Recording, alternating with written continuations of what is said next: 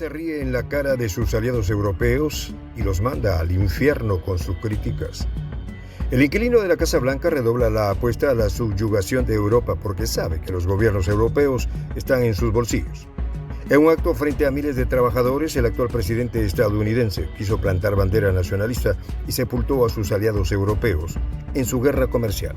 En los últimos días, el presidente estadounidense Joe Biden celebró con un acto el crecimiento económico que empieza a recibir la Casa Blanca, producto de las políticas que han perjudicado a sus propios aliados. Según los datos recibidos en la última semana, la tasa de crecimiento económico en el último trimestre del 2022, entre octubre y diciembre, rondó los 2,9%. Esto acompañado por otros indicadores en el mismo sentido. En efecto, las políticas aplicadas por la Fed de la subida de las tasas de interés están bajando la inflación, aún a costa de una recesión a nivel mundial. Por otra parte, la tasa de paro iguala el mínimo de los últimos 50 años. El mismo día en que se publicaron estos datos, el mandatario estadounidense programó un acto junto a un sindicato de Springfield, a las afueras de Washington, en el estado de Virginia. Ahí dio el polémico discurso. En dicho acto, hizo gala del proteccionismo económico que impulsó a costillas de sus aliados europeos y rechazó las quejas que estas políticas están generando en el seno de la Unión Europea y sus aliados internacionales. «Al infierno con eso», exclamó el líder demócrata, al referirse a las críticas que está recibiendo principalmente de Europa por las políticas que incentivan la producción en Estados Unidos y que están haciendo que las empresas se vayan del viejo continente. ¿Dónde diablos está escrito que Estados Unidos no puede volver a ser líder mundial en fabricación? ¿Dónde está escrito eso? No sé dónde está escrito y no va a ser en mi guardia, expresó el demócrata disfrazado de Donald Trump. Señoras y señores, estamos siendo criticados internacionalmente por centrarnos demasiado en América. Al infierno con eso. Esto es muy serio. La cadena de suministro va a empezar aquí, agregó al respecto. Aquellos países que son democracias podrán beneficiarse de lo que estamos haciendo y nos aseguraremos de ello. La cadena de suministro no termina con nosotros, reafirmó Biden, claramente desentendido de su impacto en el viejo continente. Su administración ha lanzado ayudas y subvenciones para potenciar la fabricación de microprocesadores y para impulsar la transición energética en la potencia del norte. Esta política ya ha perjudicado a gigantes como Alemania. Hace pocos días, la empresa Ford anunció el despido de más de 4.000 empleados en sus plantas europeas, por una reestructuración de su producción de autos eléctricos que serán producidos en suelo estadounidense por esas ventajas. La Comisión Europea ya se quejó en verano pasado de que algunas de esas medidas, en particular las incluidas en la Ley de Reducción de la Inflación, su principal proyecto climático y fiscal, eran claramente discriminatorias. Este proyecto ya se está cobrando el puesto de trabajo de miles de trabajadores en Alemania y Reino Unido, y nada asegura de que esta situación se extienda a más plantas productoras en el resto de Europa. Washington también incluyó fuertes incentivos a la fabricación de chips, aunque como Biden ha reconocido también este jueves en el acto con los sindicatos, esa decisión ha causado cierto revuelo en todo el mundo. Esta medida es un golpe focalizado a su aliado asiático Taiwán, pues la isla China es uno de los principales productores de chips a nivel mundial, de la cual depende gran parte del comercio y la producción de tecnología. Biden defendió esta medida alegando los problemas en la cadena de suministro global provocados por la pandemia y en particular a la crisis de escasez de microprocesadores que amenazó fuertemente el desarrollo tecnológico.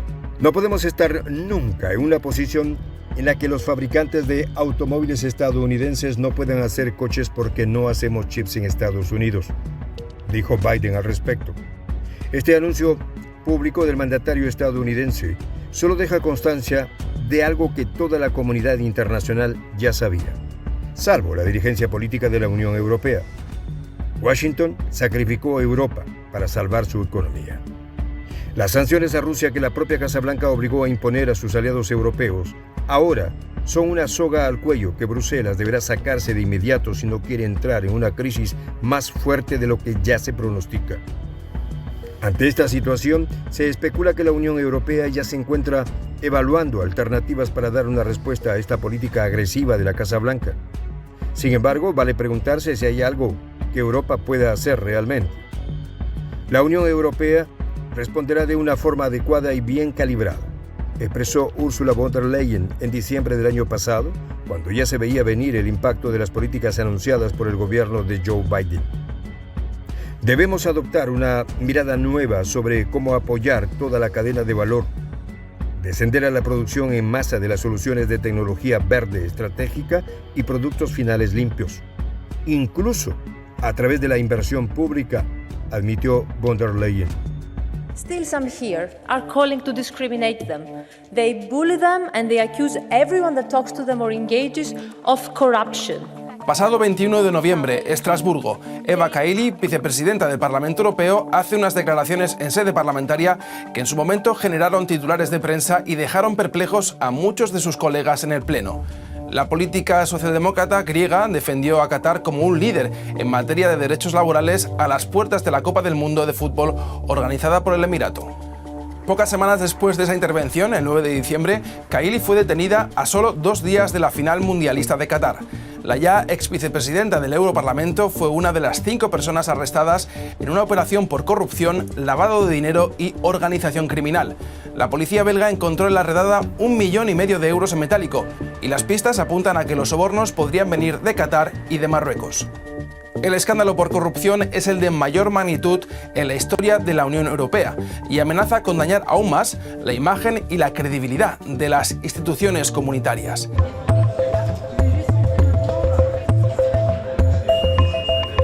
El escándalo ha sacudido a Bruselas y a las principales instituciones de la Unión Europea.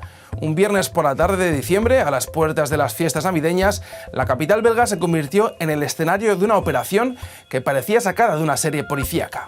La policía, por orden de un juez belga, realizó una veintena de allanamientos entre los días 9 y 12 de diciembre. La operación incluyó oficinas del Europarlamento. Los agentes encontraron 150.000 euros en el apartamento de Eva Kaili. El padre de la entonces todavía vicepresidenta del Europarlamento fue sorprendido saliendo de un hotel de Bruselas con una valija con 750.000 euros. En total, la policía se incautó de más de 1,5 millones de euros en metálico. Las informaciones dadas a conocer hasta ahora por la investigación apuntan a una complicada trama que implica a varios integrantes y exmiembros del Parlamento Europeo y algunos de sus familiares. Eva Kaili es la implicada con mayor rango institucional. Su padre es otro de los detenidos por presunto blanqueo de dinero. La pareja de Kaili, Francesco Giorgi, es una figura clave en la trama destapada. El ciudadano italiano es asesor del eurodiputado socialdemócrata Andrea Cocciolino y ex colaborador de Pier Antonio Panzeri, ex eurodiputado, presidente y fundador de la ONG Fight Impunity.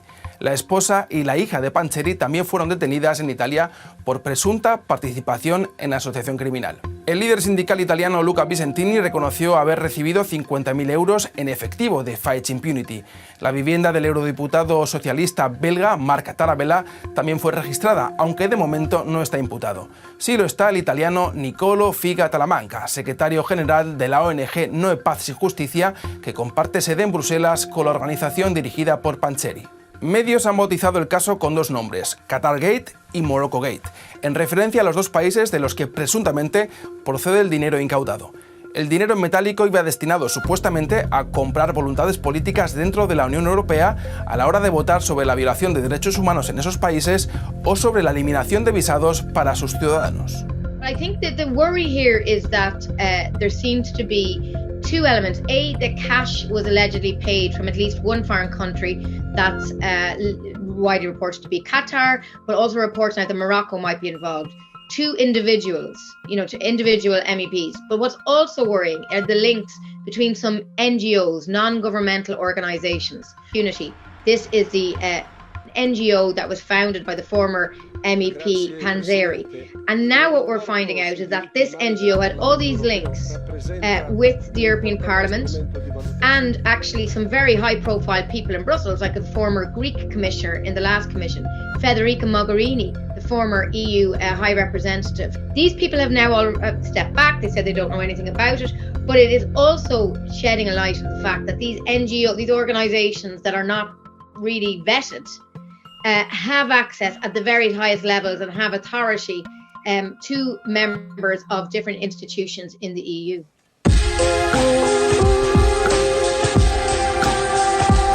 El Parlamento Europeo ha sido históricamente una de las instituciones mejor valoradas de la UE por ser precisamente la única elegida por el voto directo de los ciudadanos. La Comisión Europea, que actúa como poder ejecutivo de la UE, y el Consejo Europeo, conformado por los gobiernos nacionales de los Estados miembros, aparecen más alejados de la ciudadanía y menos transparentes. Así las cosas, ¿cómo se ha llegado hasta aquí, en el Europarlamento? Con otra noticia, dice, nuestra denuncia contra Borrell ha provocado la detención de su equipo en Frankfurt el 13 de mayo de 2022. El detenido en Frankfurt fue el número 2 de Borrell, Enrique Mora, que es coordinador de la Unión para las negociaciones del acuerdo nuclear en 2015 con Irán. El día 22 del 4 de 2022, la Alianza Denunciantes del Autoritarismo Judicial denunció ante la Comisión Europea a José Borrell Fontanes por haber sido sobornado por la organización. Borrell es el vicepresidente de la Comisión Europea y alto representante de la Unión para Asuntos Exteriores y Política de Seguridad.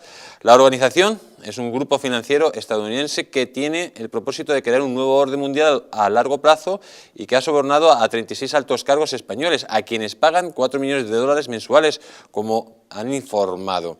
De nuevo nos quedamos sorprendidos en qué ha consistido la detención del número 2 de Borrell y qué sobornos han recibido estos señores. Bueno, esa nota de prensa es de una asociación preside Javier Marzal, que es colaborador dentro del expediente Royuela, colabora en difundir la información, colabora en las denuncias, y en función a la documentación obtenida también del expediente Royuela, donde apareció también presuntos ingresos, sobornos o dinero raro, por así decirlo, que habría recibido Borrell.